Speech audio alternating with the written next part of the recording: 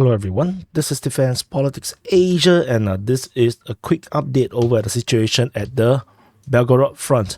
So the Ukrainian forces, as per reported yesterday, has launched a major offensive, mainly over at the Belgorod region, with fighting being reported over at the north of Voshchansk at Novaya Tovozanka, over at this border crossing at Nokotivka, and over at Lozuzaya Rodka, Kozinka, as well as at Spordaryovshino. So basically, I know all these names may not mean a lot to you, so I just draw the arrows. Is in this direction. These are the few attacks that is currently happening, and so in yesterday's report, I did mention this was not this was not known. And so I did mention that it makes sense that Ukrainian forces will launch another attack in a two-prone attack against Belgorod, and this seems to be true. We have reports of the fighting by Deep State, reported by Deep State UA, talking about the fighting over in the Novotazhivka region. So the Ukrainian forces are attacking in multiple directions. This is and these are the complete list tentatively in the attacks in this region here. In the latest. Based on the latest information, there is actually no evidence that the Ukrainians managed to successfully break into Russia.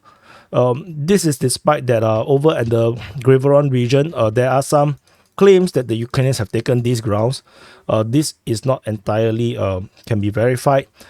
Fighting was reported at Kozinka, according to the Deep State UA, which means that the Ukrainian forces have broke in over this area here, fighting in the region. But this, if you zoom in, this is actually the border town. So Ukrainian forces attacking and attacking in this direction, fighting at Kozinka, just makes perfect sense. But it did not really have this major breakthrough at all. And this is actually reported by the Russian Defense Ministry as well. I haven't seen any evidence that could suggest that they actually broke through. So the fighting currently is still ongoing, and based on video or geolocations, the only one is only at Nikotivka, and this is at the border crossing where the Ukrainian tank can be seen burning, and there is just no indication. And in fact, if you look at where the fighting is, this is actually exactly at the border. So that's as far as we know at this moment. And over in the Kursk region, this is the only one that we know that the Ukrainians did try, and this was a special force that's trying to get, break through, or rather sneak into Tekhino. However, this attack into Tekhino also did not work out. The Russian forces did have a very good surveillance, it seems, over the entire stretch of this massive long border. And there is also another geolocation of Russian artillery hitting Ukrainian forces in Turia. So Turia is over here. This is a border village, and it wasn't an attack from the video footage. It was just Ukrainian forces seems to be gathering in Turia, and it was spotted by a Russian drone, and the Russians actually just peppered it with artillery. And that's about it. This doesn't seem to be a Ukrainian incursion attempt, but having forces over there, I think those are just defensive in nature, although they call it a sabotage group.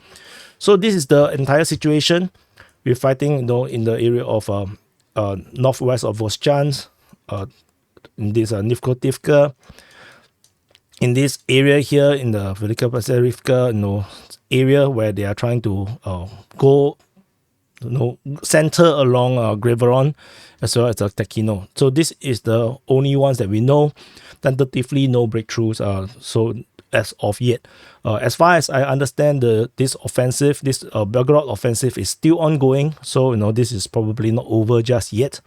And so according to Ukrainian sources, the Russian forces is now already drawing reserves into this front line to guard and see how this goes. And if this is the case, we also would probably want to watch possibility of Ukrainian forces, launching a major attack in a different front, because this could also end up to be a major diversion. But I don't think so. Although that is a possibility, but I don't think so. The reason being, Belgorod is the nearest major city that the Ukrainians can attack. And so it wouldn't make sense to attack in any other direction, because the next major city is Kursk, which is a lot further actually. So attacking Belgorod would make a lot more sense. So anyway, this is the quick update over the situation at the Belgorod front. Basically the Ukrainian Belgorod offensive. Let's see how far the Ukrainians can do, or how long they can last.